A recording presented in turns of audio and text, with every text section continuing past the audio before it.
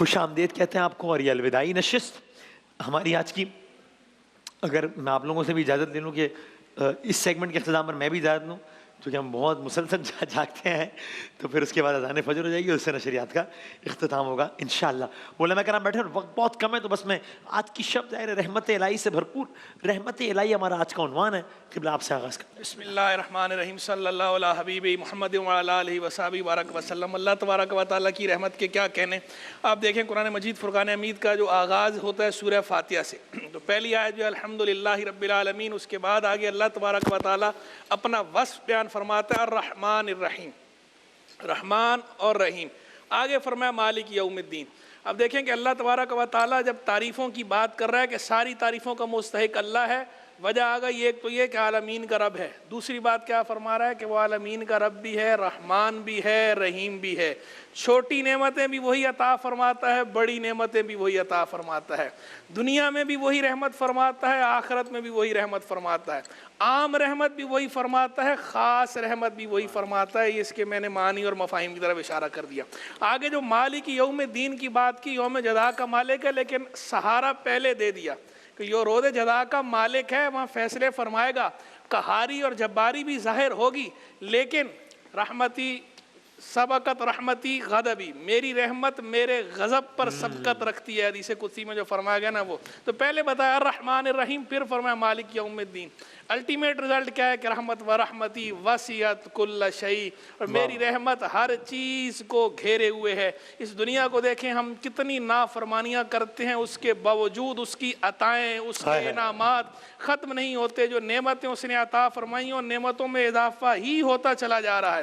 خطاؤں کی وجہ سے وہ نعمتیں ہم سے زائل نہیں ہو رہی، وہ چھینی نہیں جا رہی. ہمیں رحمت پہ رحمت، رحمت پہ رحمت، رحمت پہ رحمت. تو ہماری دعا ہے کہ اللہ تبارک و تعالیٰ اس جہان میں بھی ہمیں اپنی رحمتوں کی آغوش میں رکھے، اس جہان میں بھی ہمیں اپنی رحمتوں کی آغوش میں رکھے، اور ہمیں نعمتوں کی قدر کرنے کی توفیق دے، زوال نعمت سے بچائے. اور رحمت کے ساتھ ساتھ یہ اس رحمت کا مظہر بھی ظاہر ہو کہ ہم اس کی اطاعت کریں، یہ بھی اس کی رحمت ہے. وہ ہمیں توفیق عطا فرمائے نیکیاں کرنے کی اور گناہوں سے بچنے کی طاقت عطا فرمائے. یہ دعا ہے. سبحان اللہ، جزاک اللہ. قبلہ. بسم اللہ الرحمن الرحیم، صلی اللہ علیہ وآلہ وصحبہ وبارک وسلم. فرمائے کل یا عبادی الذین اسرفوا علی انفسہم لا تقنطوا من رحمت اللہ. اے محبوب آپ فرما دیجئے، اے میرے وہ بندو کہ جنہوں نے اپنی جانوں پر اسراف کیا، یعنی گناہ کر بیٹھے، تو فکر نہ کریں، بس گناہوں پر اعتراف جرم کر لیں، اظہار شرمندگی کر لیں، اور آئندہ گناہ نہ کرنے کا عزم کر لیں. لا تقنطوا من رحمت اللہ، میری رحمت سے مایوس نہ ہونا. دوسرے مقام پر فرمایا سورہ یوسف میں لا تیأسوا من روح اللہ، اللہ کی رحمت سے مایوس نہ ہونا. اسی لیے کہتے ہیں نا کہ اللہ تعالیٰ کی رحمت سے مایوسی کفر ہے. اللہ اللہ. اور یہ حدیث پاک ہماری بڑی ڈھارس بنداتی ہے. دیکھیں دنیا بھر میں آپ دیکھیں کہ جو بات ماننے والے ہوتے ہیں تو ان کی قدر کی جاتی ہے، لیکن یہاں پر آپ دیکھیں کہ جو گناہگار بھی ہے نا، تو میرے نبی فرماتے ہیں، میرے نبی کا فرمان اللہ تعالیٰ کا فرمان ہے، فرماتے کل ابن آدم خطاؤن، کہ ہر ابن آدم خطا کرے گا، وخیر الخطائین، اللہ اکبر، خطا کرنے والوں کو بھی فرمایا کہ بہتر ہے، خیر الخطائین التوابون، کہ بہترین خطا کرنے والا وہ ہے جو توبہ کرنے والا ہو. اور اللہ تعالیٰ توبہ کرنے سے، بندے کی توبہ کرنے سے اتنا خوش ہوتا ہے. ایک مثال دی، میں بات ختم کر رہا ہوں، کہ ایک بندہ کہیں سفر پر گیا، توشہ وغیرہ سب موجود تھا، سواری موجود تھی، کہیں نیند آئی، اٹھا، بیابان میں تھا تو کچھ بھی نہیں ہے، یہاں تک کہ بھوک پیاس کی شدت آ گئی اور بالکل زندگی سے مایوس ہو گیا. آنکھ لگی، کھلی تو سب کچھ موجود تھا. فرمایا وہ کتنا خوش ہوتا ہوگا. فرمایا کہ رب تعالیٰ کی بارگاہ میں جب گناہگار لوٹ کر آتا ہے تو اللہ تعالیٰ اس سے بھی زیادہ خوش ہوتا ہے. تو یہ شعر ترمیم کے ساتھ پڑھوں گا کہ ڈر تھا کہ عصیاں کی سزا اب ہوگی یا روز جزا، دی اس کی رحمت نے صدا، یہ بھی نہیں وہ بھی نہیں. جزاک اللہ. قبلہ ڈاکٹر ذرا داؤدانی صاحب. بسم اللہ الرحمن الرحیم. کتب ربکم علی نفسہ الرحمہ، تمہارے رب نے اپنے آپ پر رحمت کو لازم کر لیا. کون ہے جو خدا کے اوپر کسی چیز کو لازم کر دے؟ یہ پروردگار عالم کا لطف و کرم ہے کہ اس نے اپنے آپ پر رحمت کو لازم کر لیا. دو مقامات پر یہ بات آئی ہے قرآن مجید کے اندر.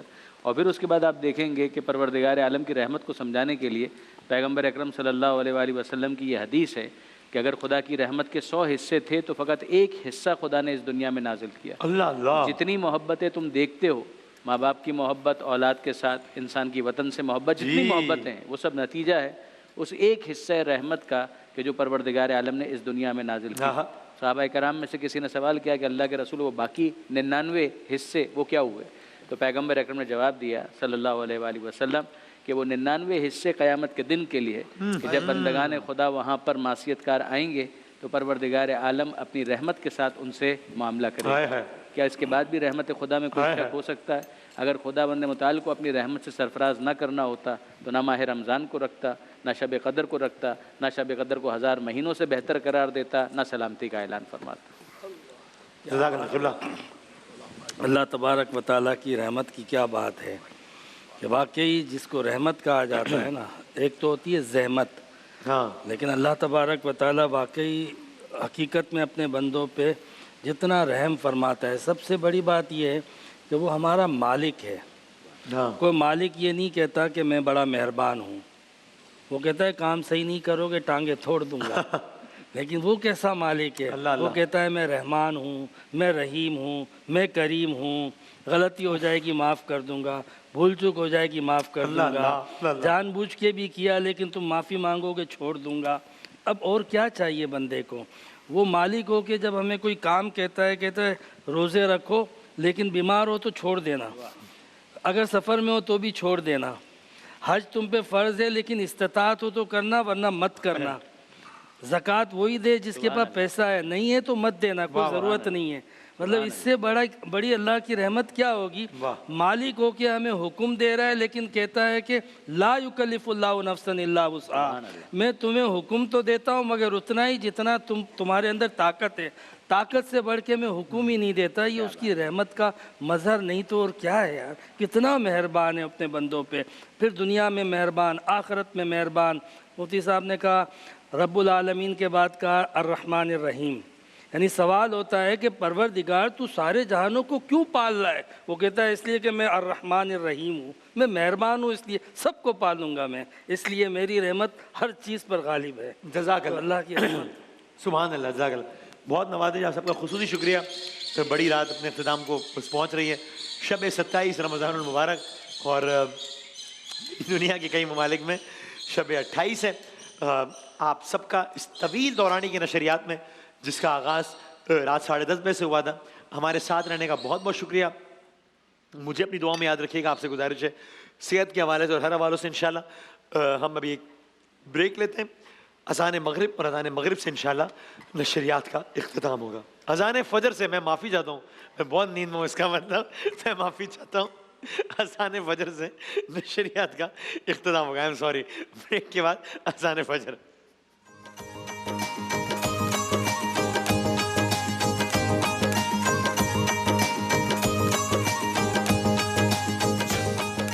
اللہ اکبر اللہ اکبر اللہ اکبر اللہ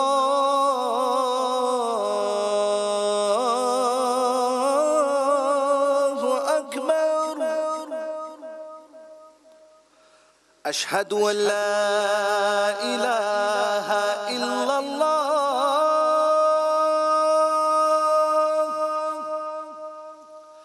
اشہد ان لا الہ الا اللہ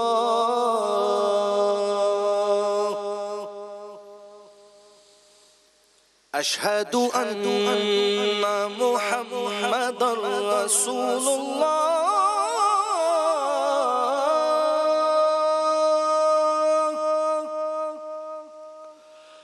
اشہد ان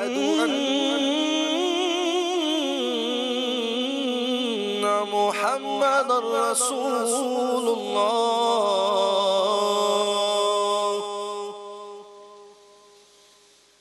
حی علی الصلاة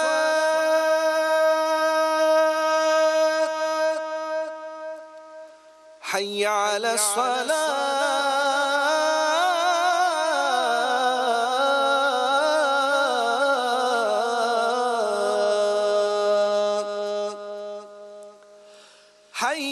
على الفلاح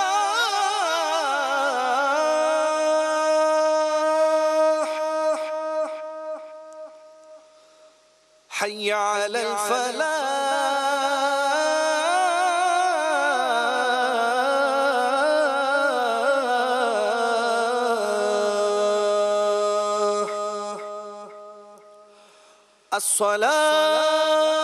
الصلاة خير من النوم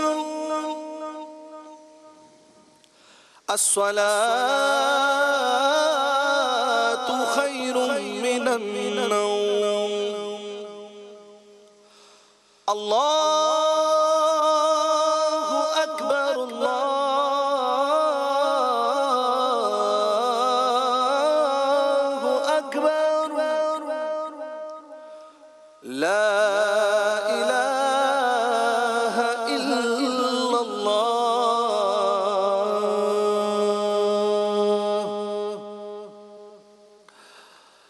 اللهم رب هذه الدعوة التامة والصلاة القائمة آت محمدا الوسيلة والفضيلة والدرجة الرفيعة وابعثه مقاما محمودا الذي وعدته وارزقنا شفاعته يوم القيامة إنك لا تخلف الميعاد برحمتك يا أرحم الراحمين.